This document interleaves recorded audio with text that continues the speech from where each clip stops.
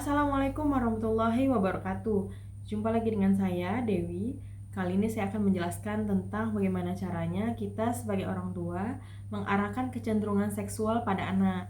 Nah, di buku yang saya baca, buku Prophetic Parenting, di buku ini sudah dijelaskan secara lengkap bagaimana caranya kita sebagai orang tua menjalani parenting sesuai dengan Nabi Muhammad SAW ajarkan kepada kita.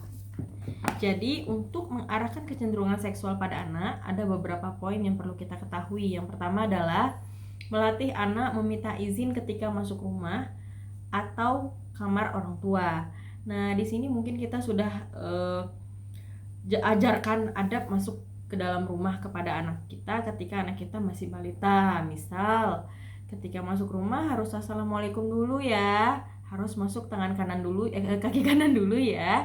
Nah, kalau untuk ke kamar orang tua nih sedikit tricky. Kenapa? Karena ketika mereka balita mereka sudah sering sekali keluar masuk kamar, dan itu juga tidak ada larangan. Nah, ketika mereka sudah mulai remaja mereka akan bertanya, kenapa kok harus minta izin dulu, kan dulu enggak, seperti itu. Nah, disinilah kita harus jelaskan bahwa mereka sudah akan balik, mereka sudah memahami baik dan benar, mereka sudah mumayyiz ya istilahnya, maka sudah saatnya mereka harus tahu adab-adab dan apa-apa saja yang boleh dan tidak boleh mereka lakukan, termasuk meminta izin ketika masuk ke kamar orang tua. Salam dulu, tanyakan dulu boleh masuk atau tidak, seperti itu. Yang kedua, membiasakan anak menundukkan pandangan dan menutup aurat. Nah, di sini untuk menundukkan pandangan ketika anak kita laki-laki ya, teman-teman yang punya anak laki-laki, sebaiknya ayahnya lah yang mengajarkan. Karena dengan ayahnya yang mengajarkan, itu akan sangat mudah untuk dipahami ke anak ini gitu. Nah, jadi untuk menutup aurat ya, selanjutnya ini sebaiknya dijelaskan oleh si ibu. Kenapa? Karena dengan begitu anak akan mudah meniru. Ketika si ibu keluar rumah hanya menunjukkan wajah dan telapak tangan, maka anak akan terbiasa seperti itu. Selanjutnya adalah memisahkan tempat tidur anak. Nah, di sini sama halnya seperti poin pertama ya, meminta izin masuk ke kamar. Nah, jadi untuk memisahkan tempat tidur anak itu sudah harus kita ketahui bahwa ketika anak ini sudah tahu mana yang benar, mana yang tidak, pemikiran mereka sudah cukup matang, mereka sudah punya pola pikir yang lurus, jadi sebaiknya kita pisahkan dulu. Kamar mereka mungkin masih gabung dengan kita, sudah saatnya kita buatkan mereka kamar tersendiri, kamar yang nyaman, kamar yang menarik, sehingga mereka mau pisah dari kita. Dan kita jelaskan kenapa kita harus pisah kamar, apa-apa saja yang tidak boleh dilihat dan boleh dilihat, seperti itu. Dan sama juga halnya seperti anak perempuan dan laki-laki, sudah saatnya kita pisahkan juga. Ketika anak ini sudah mulai remaja, mereka akan menuju balik, kita pisahkan juga antara anak laki-laki dan perempuan. Selanjutnya, melatih anak tidur dengan posisi miring kanan. Nah, apa hubungannya ya dengan seksualitas? Nah, di sini ternyata sunnah-sunnah Rasulullah Shallallahu Alaihi Wasallam memiliki hikmah, termasuk tidur posisi miring kanan, karena ternyata dengan miring kanan itu sangat baik untuk organ-organ tubuh, termasuk alat reproduksi. Dengan begitu, ketika kita menjalani sunnah Rasulullah, kita akan semakin sehat, kita juga akan semakin kuat, jauh dari penyakit, seperti itu ya.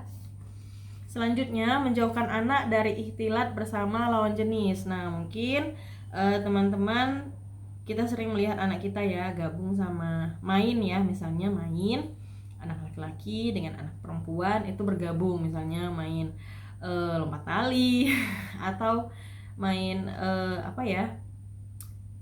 main-main bersama lah istilahnya. Nah, kita harus jelaskan juga ini sebentar lagi kamu akan balik. Nah, sebaiknya jangan terlalu sering main dengan perempuan.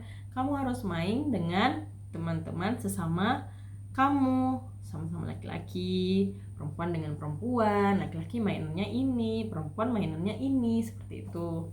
Nah, dengan begitu mereka akan tahu jarak-jarak antara perempuan dan laki-laki itu seperti apa, seperti itu ya. Lanjut, mengajarkan kewajiban mandi janabah ketika anak mendekati balik. Nah, di sini kita akan jelaskan. Ketika anak akan menuju balik, kita harus tahu bahwa ketika mereka balik, mereka akan mimpi basah. Mereka akan haid. Nah, dari situlah kita harus edukasi mereka. Ketika si abang ini mimpi basah, maka setelah bangun dari mimpi atau bangun dari tidur, sebaiknya mandi janabah.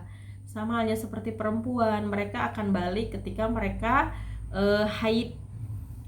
Jadi setelah haid 7 hari kemudian atau 6 hari kemudian, mereka harus melakukan mandi janabah.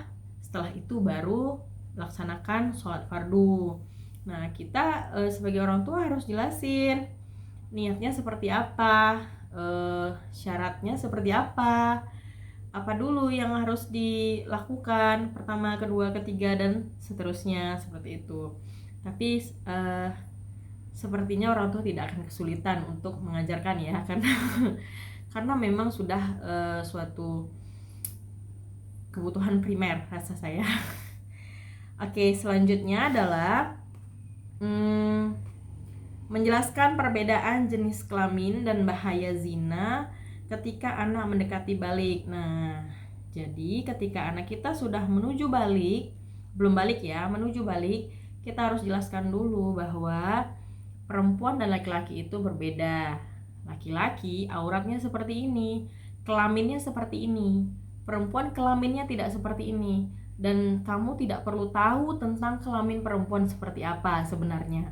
Kamu juga tidak perlu tahu kelamin perempuan itu boleh dilihat atau tidak. Kamu tidak wajib dan haram hukumnya untuk mencari tahu, seperti itu. Seperti itu ya. Dan juga kita harus jelaskan bahwa batasan-batasan mana, titik-titik mana anak itu boleh disentuh oleh orang lain. Dan juga kita harus jelaskan bahwa perempuan dan laki-laki ketika mereka sudah balik dan mereka melakukan hal yang zina, itu dampaknya seperti apa, baik itu virus HIV, AIDS, hamil di luar nikah, aborsi, dan pembunuhan, penganiayaan, dan lain sebagainya. Maka dari itu kita orang tua harus tunjukkan video-video, riset-riset dampak dari zina itu. Mungkin teman-teman sulit untuk menjelaskan, tapi dengan menunjukkan berita, video, dan riset, mereka akan berpikir bahwa zina ini sangat-sangat bahaya, baik itu di dunia maupun di akhirat. Hukumannya seperti apa, dampaknya untuk masa depan seperti apa. Dan yang terakhir, menganjurkan pernikahan dini pada anak. Nah, mungkin di daerah Timur Tengah sudah sangat-sangat umum ya pernikahan dini pada anak. Nah, mungkin di Indonesia tidak terlalu umum, bahkan tabu. Kenapa? Karena pernikahan dini ini kebanyakan berlaku di daerah-daerah terpencil, daerah-daerah kecil, dan perkampungan. Nah, untuk di kota ini tidak terlalu banyak. Ada, tapi tidak terlalu banyak. Nah, sebenarnya ada plus minus. Plusnya dari pernikahan dini, maka mereka pasangan ini jauh dari zina. Namun minusnya adalah dengan adanya pernikahan dini, ketika mereka tidak bisa mengontrol anak, ketika mereka umurnya masih belum termasuk dewasa, mereka butuh pendidikan, mereka butuh uang untuk hidup, mereka butuh pengalaman.